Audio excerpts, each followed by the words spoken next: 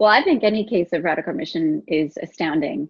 And I will say that I've tweaked the definition over the years. It's always been defined in the medical community as a statistically unlikely remission.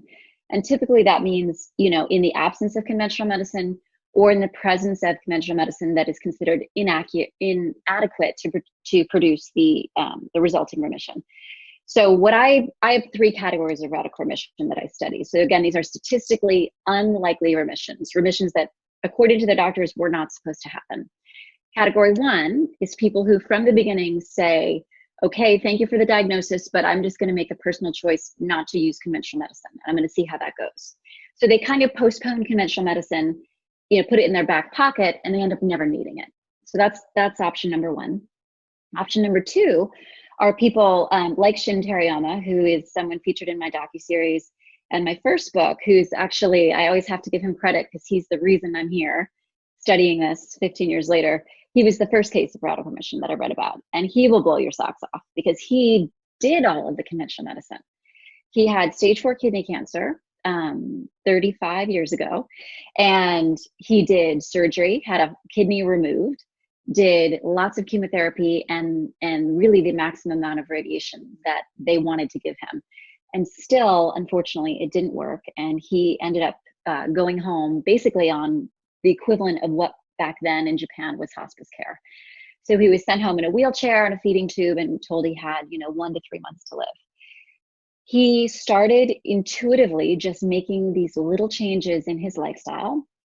Started off that first night with asking for filtered water because the tap water tasted really disgusting to him after all that radiation.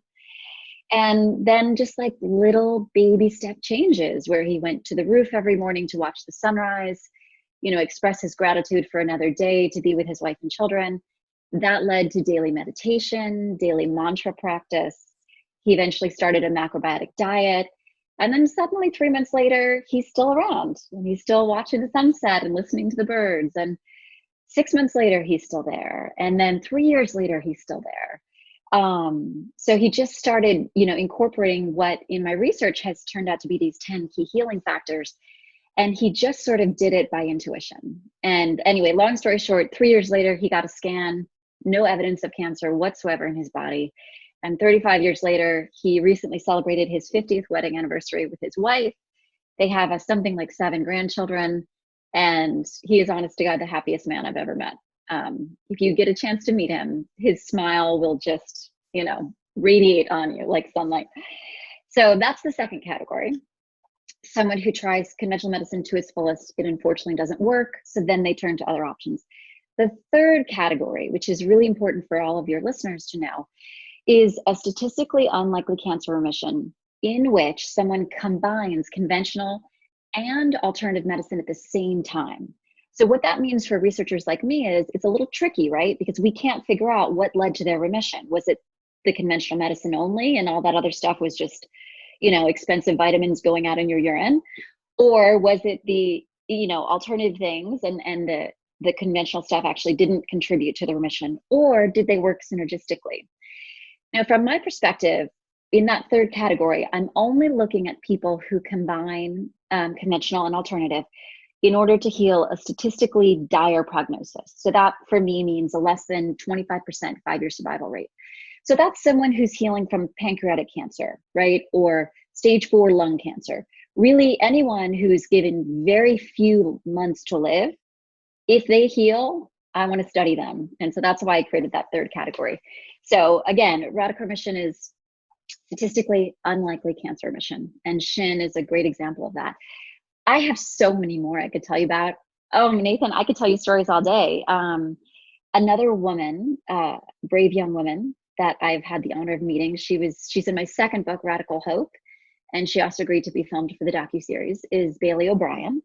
She actually just lives 45 minutes from me, so it's great. She's local, and we can go to farmers markets together.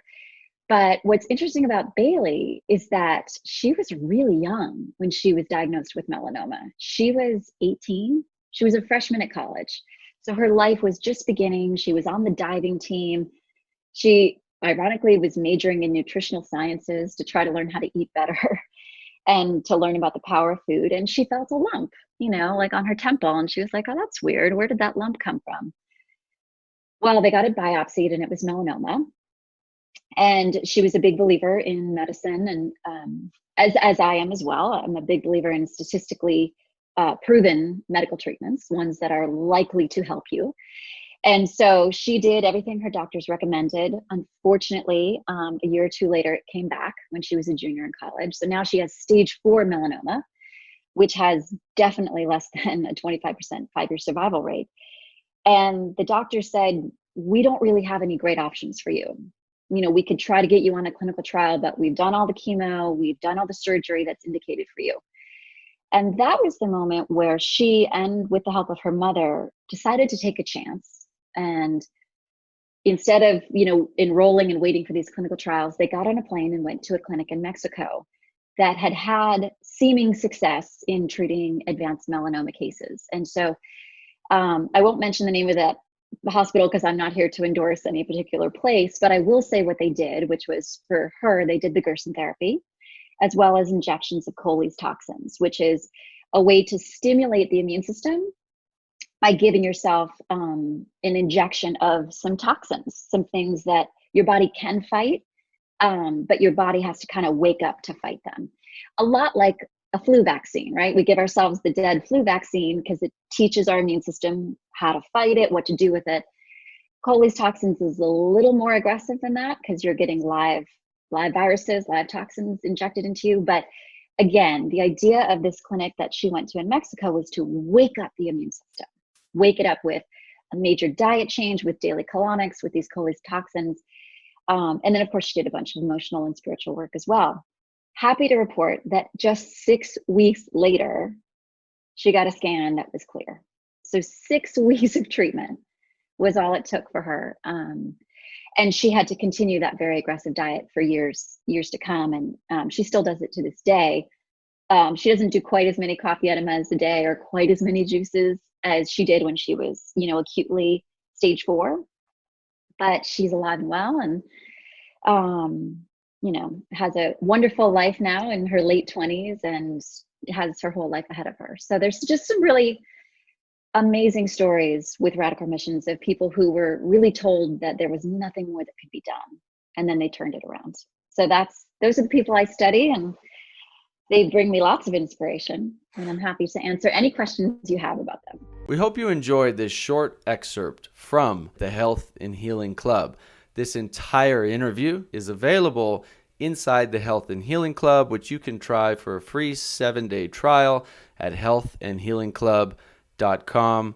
You'll be able to access this interview and all the interviews and resources dedicated to helping you get and stay healthy at the Health and Healing Club. That's healthandhealingclub.com.